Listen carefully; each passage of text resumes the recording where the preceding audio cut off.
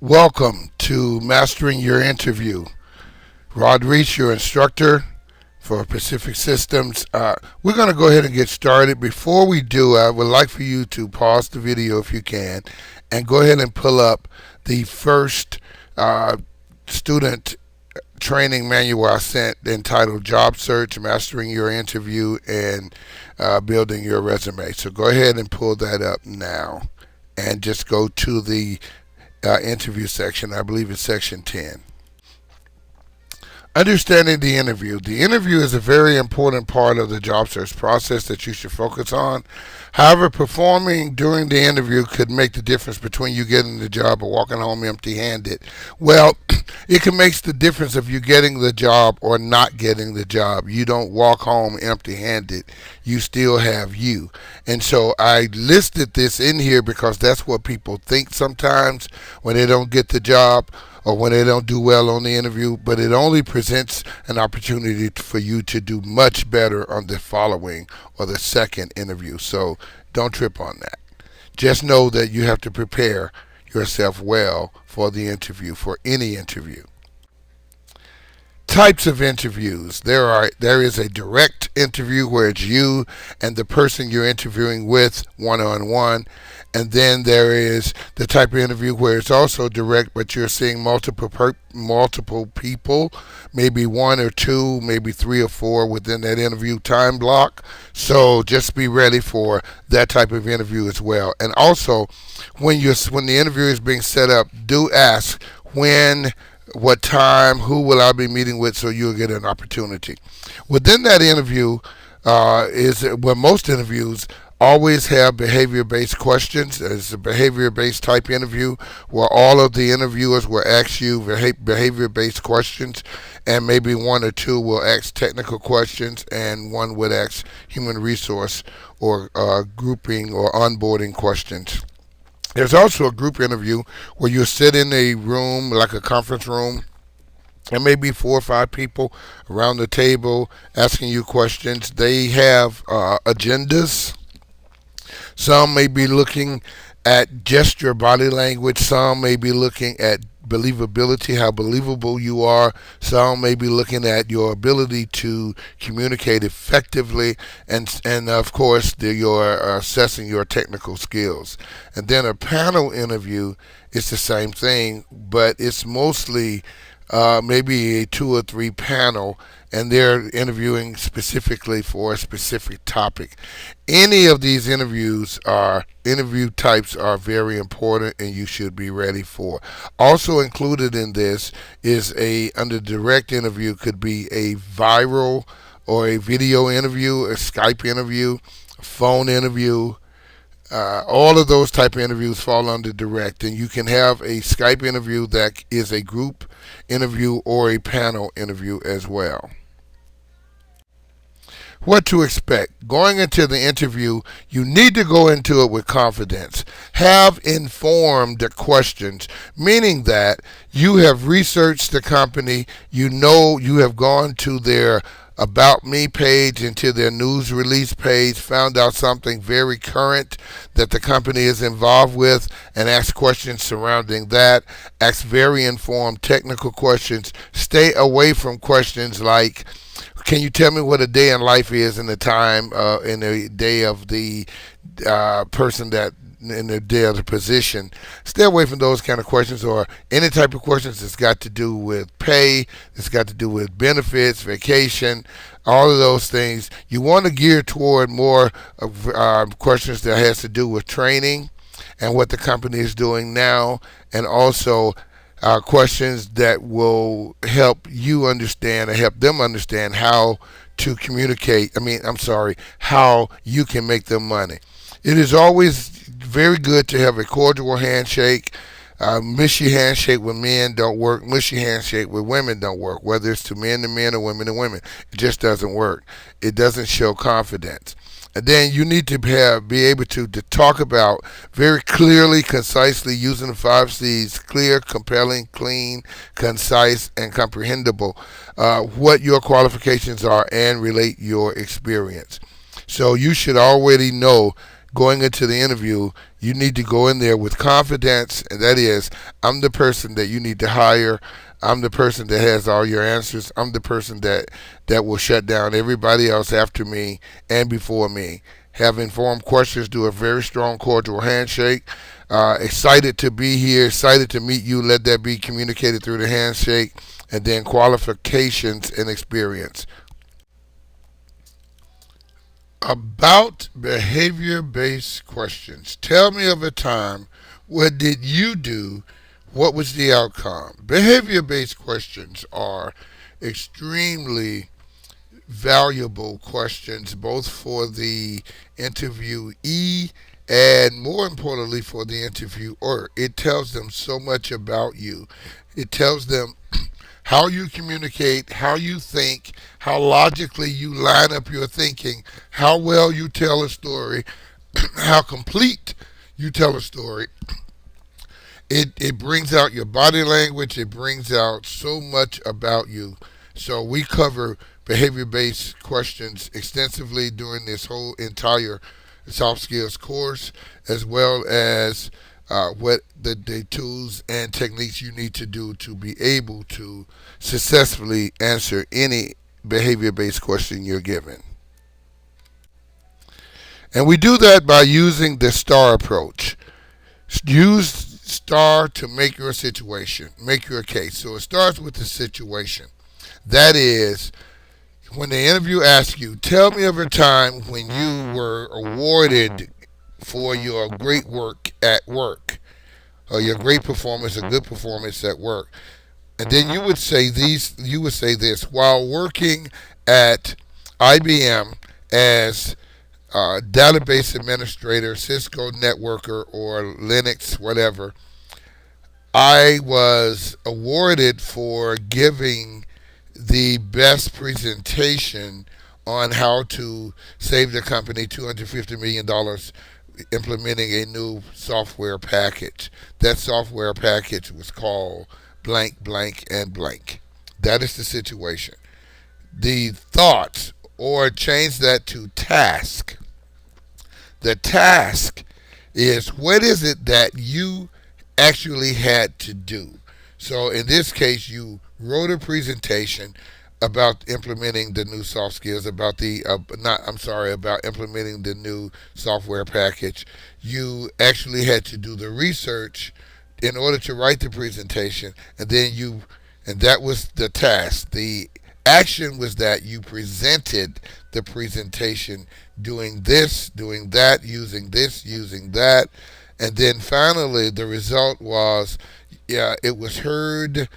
It was presented to 500 managers or 3 managers, and it was accepted, and it saved the company. It was accepted and implemented by the company, and it saved the company $250 million. That is how you use the STAR approach. So the situation was that while you worked at IBM, and then the title, job title, and then the task and thoughts is what you actually were tasked with, and then the actions were what you actually did, and the results is obviously comes from the actions that you took. About knowledge questions.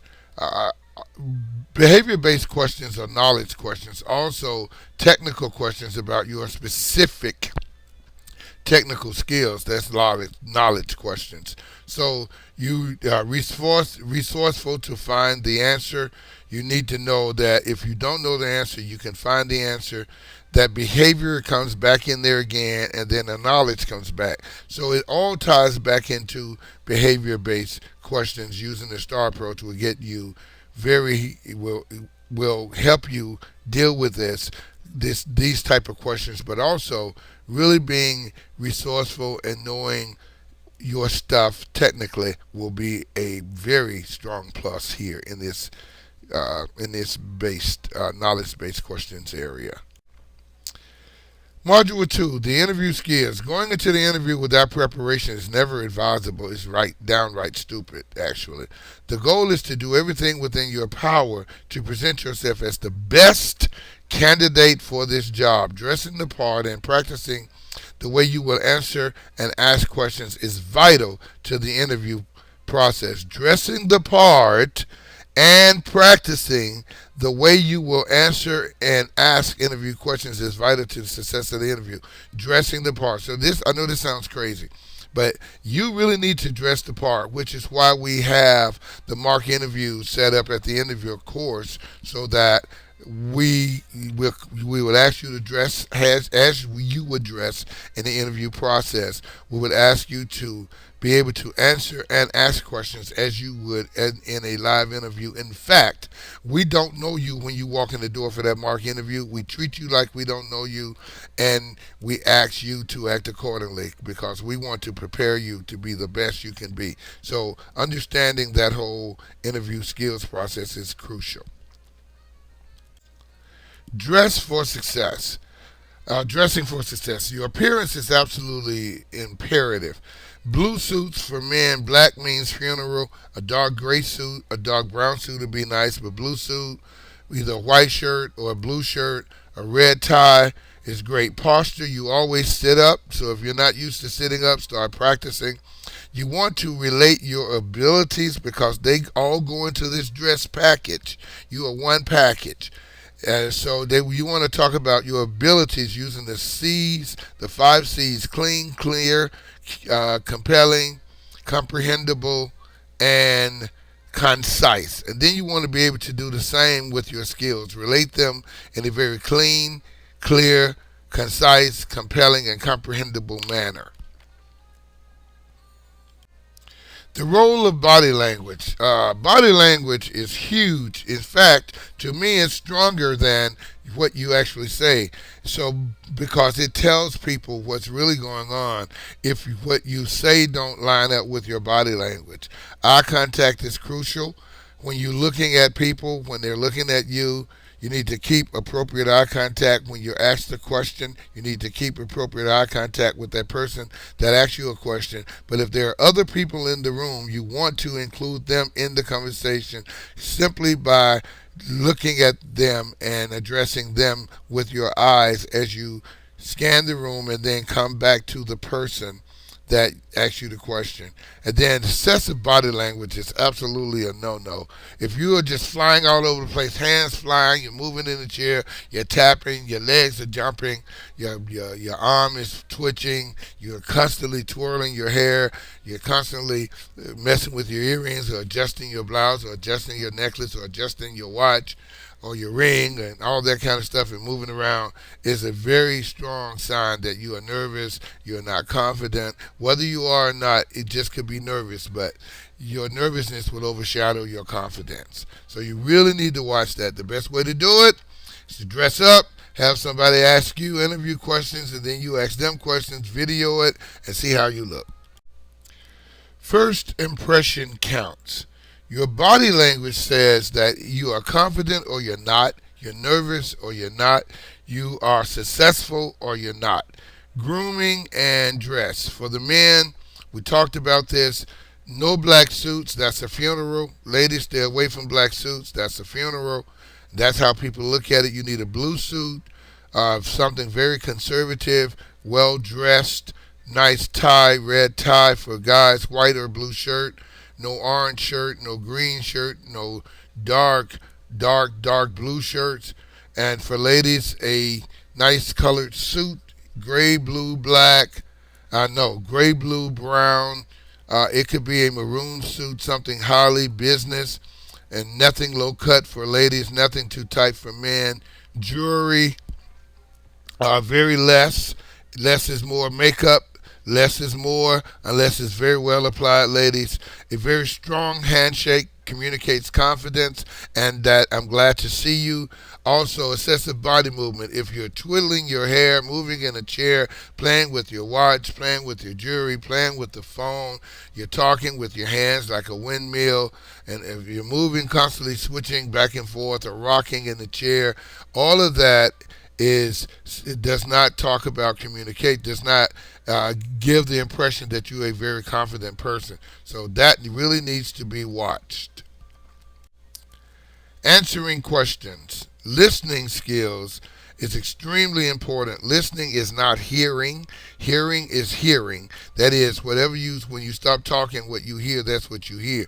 But listening is a deliberate action to listen and to that what that person is saying, and you're all in on that. And listening is not listening and thinking while the person is talking. Listening is listening, then you think, then you respond.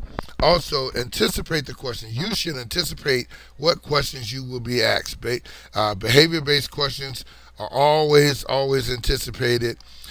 Tell me about a time when. The skill based questions stating your qualifications should always be very clear and anticipated. You should talk about your skill sets, what you bring to the table, your experiences. That should always be very clear. Prepare for the interview. If you do not prepare, that means you need to already have your stuff out the night before. You need to already have your schedule clear. You need to already know where the place is. Get there an hour early, even if you have to go to a Waffle House or somewhere, and just relax so you're just right down the street. And you need to just really be calm, have all your resumes ready the night before, have your questions written out or typed up, and your portfolio, how you're going to present the night before. Also, you need to be brief and to the point. Running on, keep talking is not going to be in your best interest. Only answer the questions asked. Only respond to what is being asked of you. Give no more. Asking questions. Your question needs to be researched, relevant questions. Go to the About Me part of their website. Also go to the news release part, the publications part. Read up on the latest thing that that company has done, whether it's implementing a new product, build a new plant, implementing new software, working in the community, whatever it's doing, you already want to know that and have questions based around that.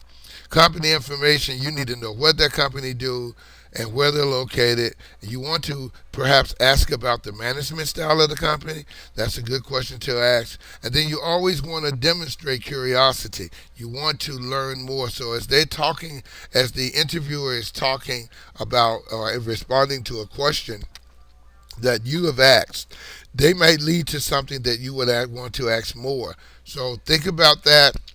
Form your question very well, and then ask that question.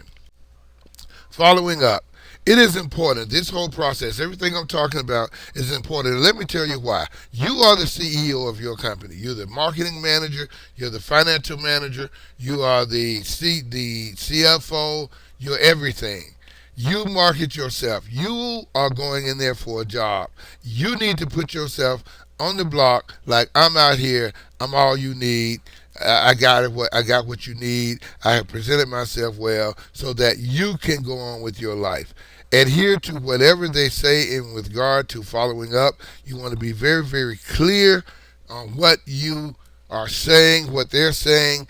If you say to them, well, if they say to you, we'll get back to you next week. You want to know what possible day, around what time, so that you can make sure that you are available. You want to know who you're going to meet with, if there's an email address involved, if there's a phone number, direct contact involved. You want to know the job title of that person you're going to be meeting with. And then if they don't mention it, ask. So if something is not mentioned that is relevant, you definitely want to ask.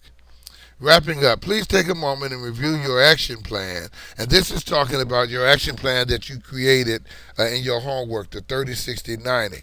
And it will give you the tools that you require, that the tools necessary to prepare. Also, I would strongly advise that you pick a day, pick a friend, a family member, pick some behavior-based interview questions.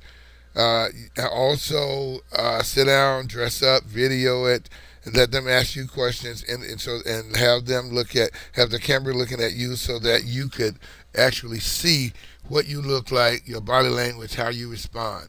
Should you have any questions, we're in class. I advise every student possible to at least try your best to make some of the classes. I understand your time restraints, but it is vitally important that you do make some of the classes because we have a lot of interaction in the class. Almost every class is 100% participation and interaction. That's the only way adults learn by doing. So if you can come to class, that'll be great. Have a great day. Have a great week. See you in class. Peace.